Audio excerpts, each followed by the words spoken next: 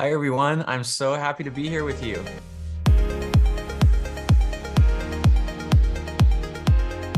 So my name, as you now know, is Tiago Forte, and I am the creator of and the author of Building a Second Brain, and I'd like to share my story with you.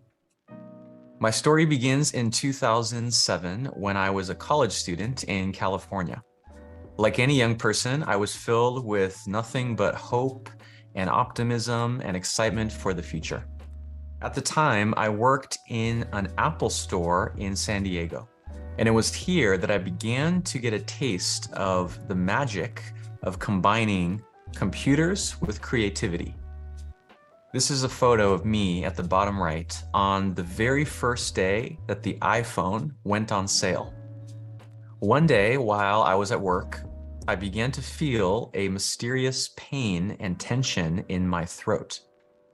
After it continued for a few weeks, I began to see doctor after doctor trying to understand what was happening to me. But none of those doctors could give me a diagnosis, even after this continued for years. Finally, one neurologist gave me a solution, a powerful medication that would numb my entire body. But this medication, while it gave me some relief, had a terrible, terrible side effect. It destroyed many of my short-term memories. I remember looking through photos of a recent vacation to Moscow in Russia, and I didn't remember anything. Imagine if you were faced with a choice. Either you could be free of pain, or you could have access to your memories. Which one would you choose? Before I tell you where I ended up, I want to share a lesson that I took away from this experience with you. That lesson, which I was fortunate to learn very young, is that I could not rely on my brain and my body. I couldn't rely on this brain and this body to give me the life and the future that I wanted. The reason that lesson was so valuable is because we live in a completely unprecedented moment in history. The information scarcity that ruled our entire history as humans has suddenly changed to information abundance. To share some numbers with you, the amount of information that we consume every day has increased 5 times since 1986. If you ever feel stressed or anxious, it's because you've had to consume 5 times as much information as when you were a child. This is the equivalent of reading 174 full newspapers every day. It's the equivalent of downloading 34 gigabytes into your brain every single day. This is the environment that your brain and your body evolved to survive in. We are trying to run complex 21st century lives on hardware that is 200,000 years old. You know when your phone or your computer starts to get a couple years old and it gets slow and it freezes and it crashes? Now imagine your hardware, this hardware, that is 200,000 years old. What I'm trying to say is that if you ever feel overwhelmed by information, it's not you, it is your environment. You were not made to take in this much information. And yet, we still have dreams and goals and ambitions for our lives. Aren't there things that you want to create and build and achieve in your life? How do we face this paradox that we want to live rich, fruitful lives in an environment of completely overwhelming information overload? When I started having my condition, I began to read a lot of books and articles and studies. And the answer came to me when I read a research study that was done on monkeys. And what they found is that when a monkey used a tool, its brain would change to include the tool as part of its own body. This was totally amazing. By simply picking up a tool, it actually becomes part of our body and our mind. I know you've experienced this yourself when it comes to your smartphone. Have you ever lost your phone and you feel like, oh my God, where's my phone? Where is it? Or maybe you went to look up something online and you realized you didn't have internet access and it was like, oh my God. These are signs that our technological tools have become part of how our mind works. Think about how many of you have glasses or contact lenses to enhance your vision. And maybe you have a coat to keep you warm. And I wondered, why do we have technology to enhance every part of our body except our brain? Imagine what would be possible if you had a piece of technology to enhance and improve the way your brain works. Imagine if you had a second brain. I spent more than 10 years since this medical condition researching and studying and trying things and eventually writing the book, Building a Second Brain. It's now available around the world and including, as of today, in Taiwan. I want to give you a little taste of what it contains. When I say a second brain, often people think of these futuristic science fiction visions like this one. But this is not what I mean when I say a second brain. Instead, I mean something much more mundane, something much more common, which is note-taking. You already know how to do note-taking. You probably do it all the time since you were a child. So the question I'm trying to answer is, what would it look like to reinvent this ancient, timeless practice of note-taking, but for our modern connected age? We're getting the common practice of note-taking and we're supercharging it with modern technology. I'd like to share 3 of the most important lessons that I've learned about how to build a second brain. The first one is simply take your notes everywhere.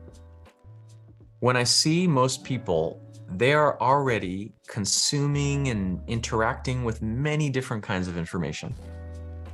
Just think about it. You probably read, you listen to podcasts, you watch videos, you take courses, you read books. These are all the different kinds of information that you're consuming. As you see in this image, all the information is just kind of randomly, chaotically, just floating around and flying around. All we're doing is taking the same information that you're already consuming and we're saving the best parts in one single place. And that place we call your second brain. Imagine if you could reference every interesting quote from a book that you had read in the past, or an interesting idea from a podcast, or an interesting photo from an event that you attended. How could you use those knowledge treasures to live a healthier, happier, more productive life? My second advice is to capture what resonates. I often look over people's shoulders as they take notes, and I notice that they usually take notes of things they already know. But you shouldn't do that, because if you already have it in your first brain, there's no reason to write it down in your second brain. Instead, to decide what you should write in your notes, it should be what surprises you. It is only information that surprises you that you didn't already know. The third piece of advice that I have is the most important. Most people know how to take notes already, but what they don't know is how to organize those notes. And the usual way that they organize those notes is how they learn in school, which is by subject. But organizing your notes and documents by subject doesn't make sense once you leave school. What makes sense once you leave school and enter the professional world is to organize according to your projects and your goals. What are you trying to accomplish in the world, and how can you organize information to support that? Another way of saying this is, instead of organizing ideas by where they come from, organize them by where they're going. I'm going to make this very practical for you. Make one folder for every project or goal that you're working on now, And then when you take a note or create a document, you know exactly where to put those things. I want to share with you what happened to me with my story. After several years of going from doctor to doctor to doctor and not finding any diagnosis or any solution, I decided to take responsibility for my health. I got all of my medical records from the doctor, which was a big, thick stack like you see in the photo. I got all those paper documents and I scanned them and digitized them into my parents' computer. And that was where everything began to change for me. Because once I brought that information into the digital world, I could start to work with it and interact with it in a much more powerful way. I could search that information, I could tag it, I could reorganize it, I could link it together and connect it. And I began to notice different patterns and clues that none of my doctors could see. And what I discovered is that with a small number of lifestyle changes, changes to how I ate, how I slept, how I exercised, I could actually resolve my symptoms. What I realized is that my body was trying to tell me something, and all that I had to do was listen. Now, I want you to think about this kind of situation for your own life. For what problem or challenge that you are facing now is the information already around you? Maybe in this world of information abundance that we live in, it's just waiting for you to bring together and collect and understand the information that is already at your fingertips. If that's true for you, a second brain will be a very powerful companion for you. And I hope my book will help you.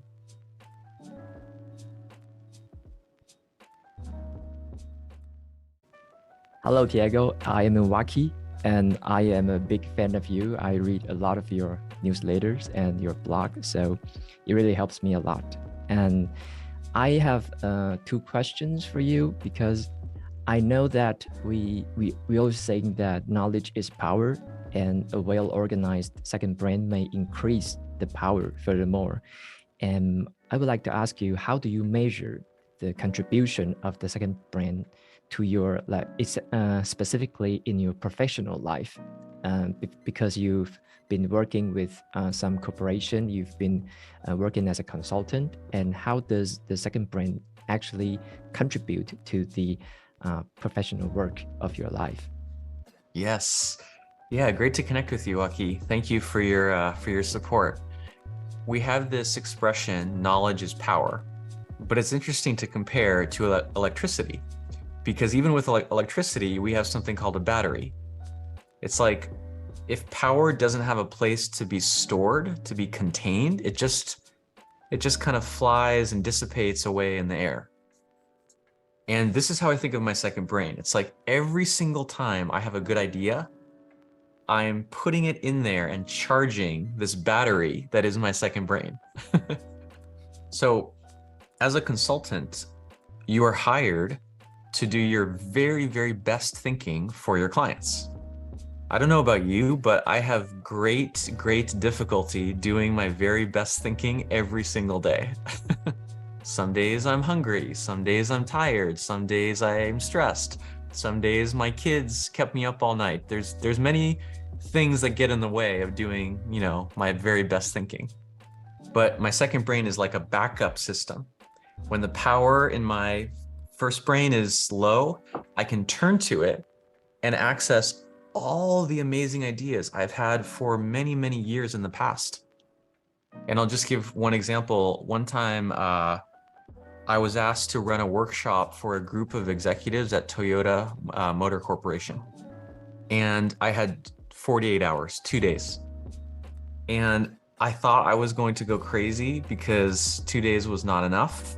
But I just said, okay, let me only use resources and slides and examples and frameworks that I already have in my notes. And I did the workshop. It was a success. And all the executives told me, Tiago, you were so well prepared. You must have prepared for weeks. And I said, yes, but they didn't know that I only prepared for 2 days. So one last thing I'll say is just, if you are paid to think, if your job is to think, you cannot, trust me, you cannot depend on this biological brain to be perfect every day. Thank you, Tiago, for answering the first question. And I have a second question, is that many of my readers have also asked me that how much time and energy do you think it takes to maintain or to process the second brain, maybe daily? And how much time do you spend, and in what occasions do you use the second brain? And what do you think, any tips or tools that can help us to reduce the burden? Yes. So the biggest mistake, I want to tell you the biggest mistake that people make when they begin to build their second brain, which is that they think they're going to create this huge, incredible, sophisticated machine. But that's really not what, if you take that approach, it will take hundreds of hours and you will never finish. The right way to build a second brain is to just start on one or two of your most important current projects. And then to ask, what information and knowledge and research do I need to move this project forward? And then take maybe just 10 or 15 minutes when the project starts to bring all of that information in one place instead of having it spread over 10 different places. So my real answer is, it really is just 10 or 15 minutes at the beginning and then 10 or 15 minutes at the end of the project to save any new knowledge that's been created back. You recycle it back into your second brain. You know, a second brain system, it's not like a house or a car that it needs constant maintenance. You can leave your second brain, you can leave it to the side for weeks, months, and there's no negative impact. It's really just a support system for those moments where you think, oh, yes, maybe you're on a phone call with a client and you can't remember that one fact. In that moment, you can just turn to your software, do a search, find the answer, and that is all the time that you had to spend to use your second brain.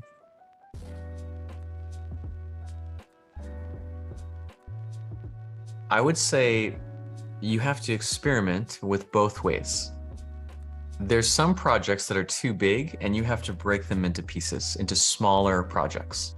Often that's the case if you're trying to do something that is too big, too ambitious, and you don't know where to start. But in other situations, you have to do the opposite. You have too many small projects and you have to combine them into one project. Often that's the case with an activity that is easier and familiar, and you can actually do like a big batch of it all at once. By the way, this is why everyone's second brain is unique and different. This is why I can't build a second brain and then just give mine to you. I wish I could, but it depends on your skills, your personality, your situation, your circumstances, your goals, your culture, your language. All these characteristics are why each person has to build their own second brain. So what I would say is, a second brain can be useful because that experimentation, before doing it in your life, you should do it in your software. It's almost like your software is like a little playground where you can try things out and see what works before doing it in your real life. Sometimes in my notes, I will imagine whole new worlds or whole new futures or whole new decisions as a kind of experiment. And then only the best things do I take into the real world.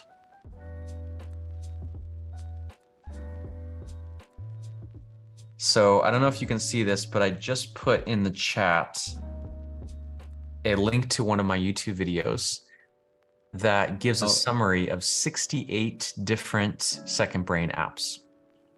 And I know that is too many. So I put a second YouTube video where I explain, basically I guide you in how to pick the right app for your personality and your thinking style. And I'll give you a little preview, which is there are 4 types of note takers.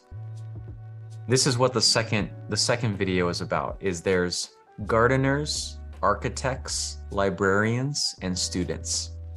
So depending on which of the 4 categories you fall into, I recommend a completely different kind of software. Thank you everyone for being here. I appreciate your enthusiasm. And I would love to hear your stories of how you are building your second brain.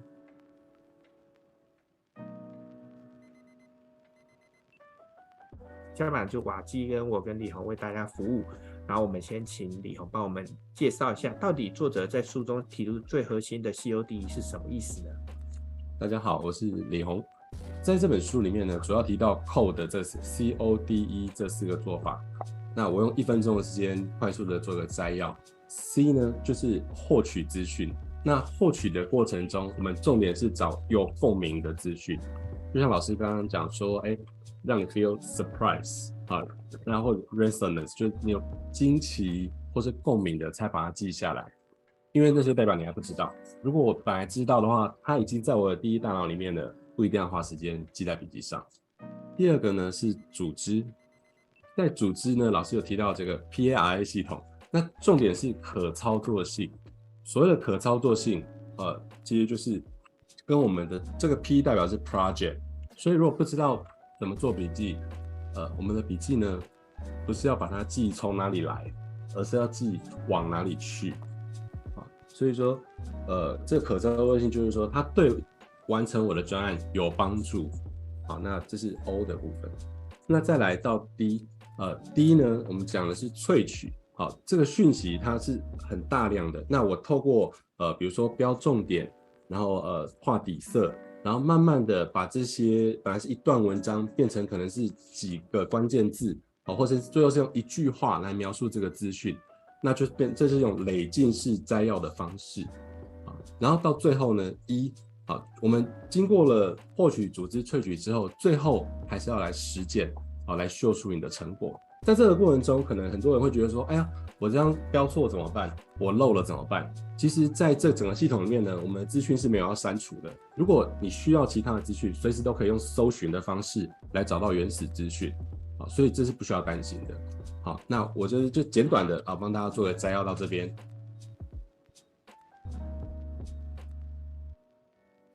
大家好，我是瓦基。我先跟大家来分享第一个阶段是 capture 获取，我就直接来展示一下我自己的使用的一些 app 跟我的一些流程。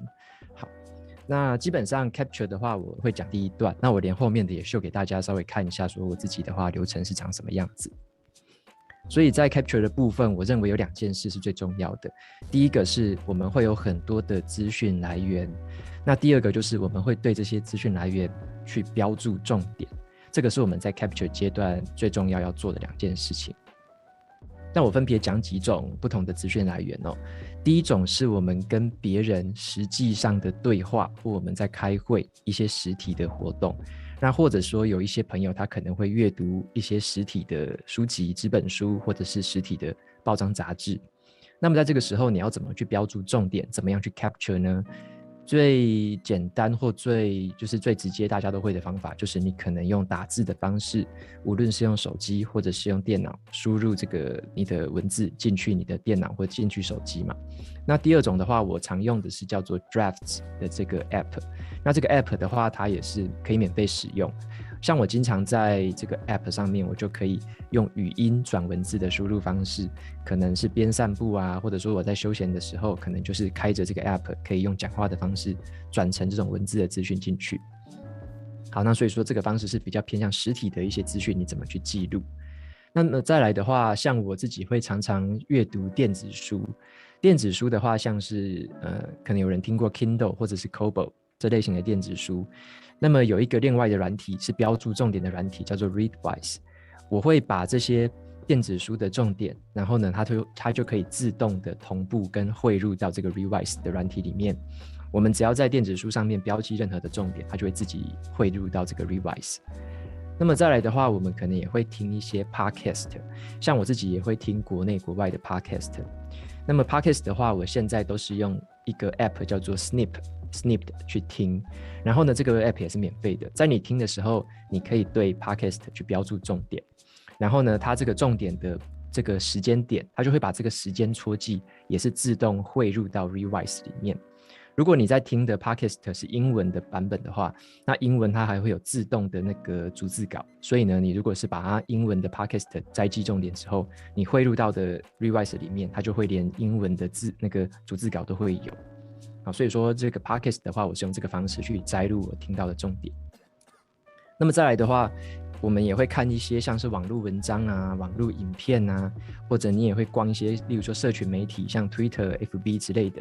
那么在这个上面标注到的重点，也可以安装一个免费版本的软体，叫做Rewise Reader， 它有一个外挂，可以让我们在浏览器上面把任何我们看到的像是影片啊，或者是文章这些类型的东西，你也可以直接标注重点，然后这些重点也可以自动同步到 Rewise 的这个小 App 里面。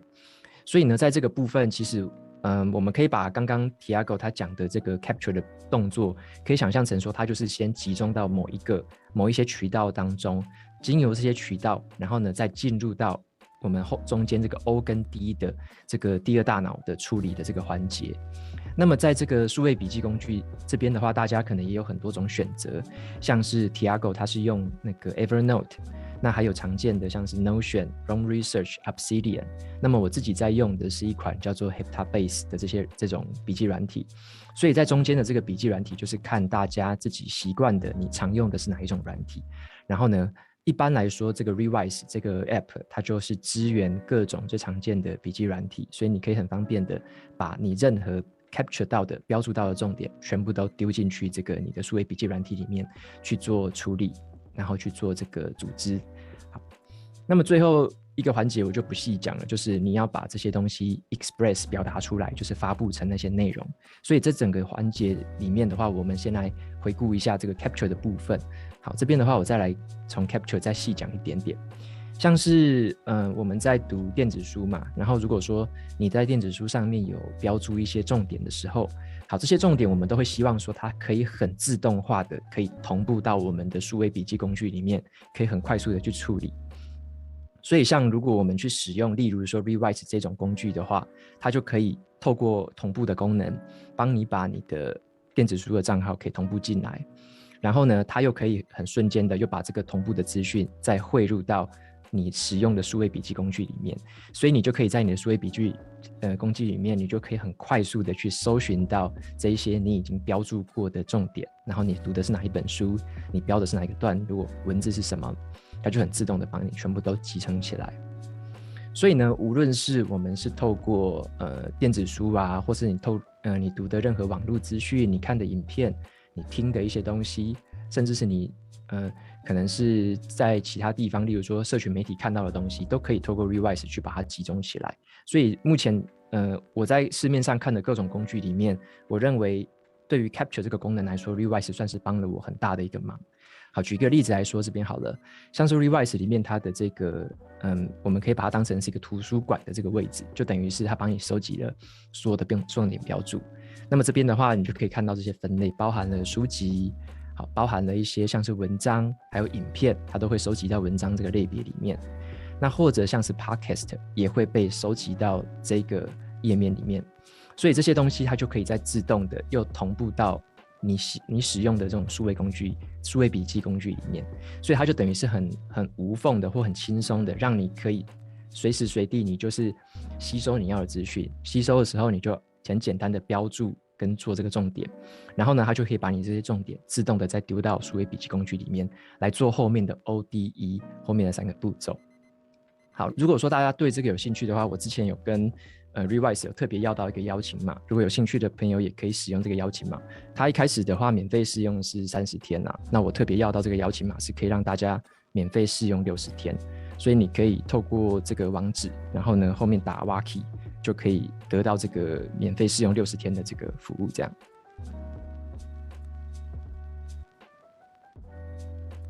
那这个部分跟大家分享一下萃取的这个用法，或者说我的一些心法是怎么样，主要就是说我们怎么样去存精保存下来一些知识，然后还要增加笔记在未来的可以发现性。好，让我们未来比较好去搜寻或找到这个笔记。好，那么我们回顾一下刚刚，像我们说已经把资讯 capture 下来，也做好了一个很简单的组织，可能你用 para 的方式进行好了分类之后呢，那接下来我们要怎么做呢？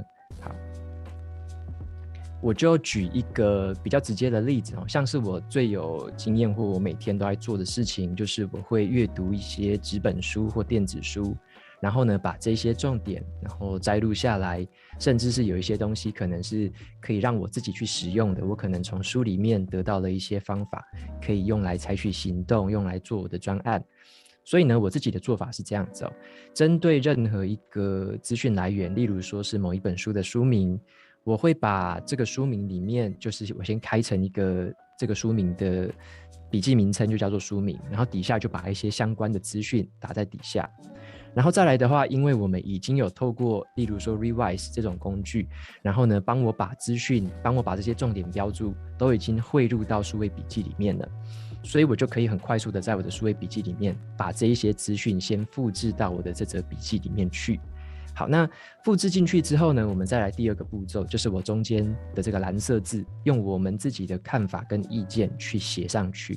好，例如说我们标注了一个重点，然后呢，我们针对这个重点有什么样的看法或意见，我们可以先写上去。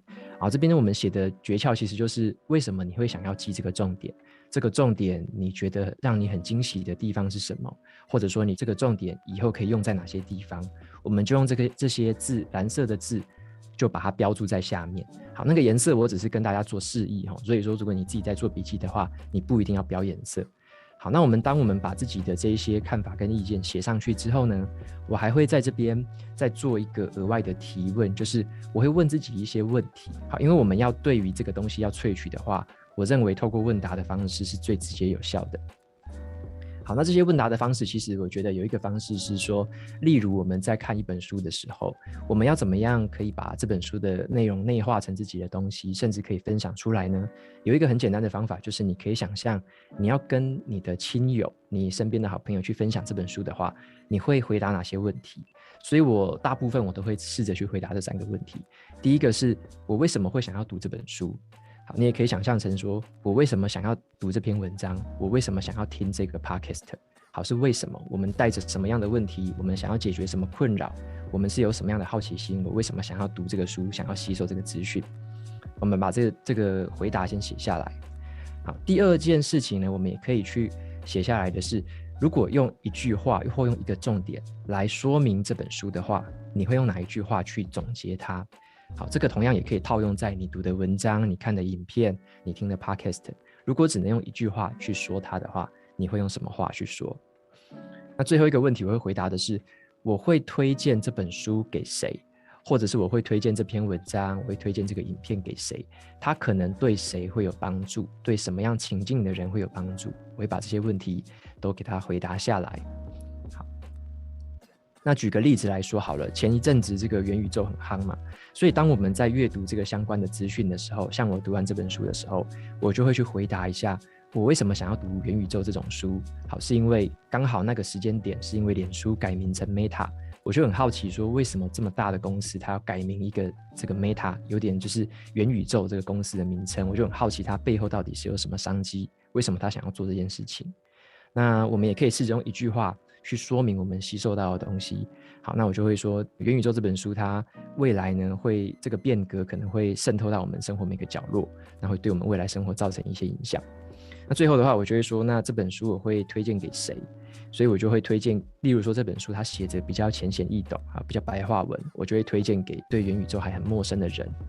好，所以说我就会用这些东西来这些回答，然后来萃取出这本书对我来说有帮助的地方，我为什么想读它，以及我认为它可以推荐给谁。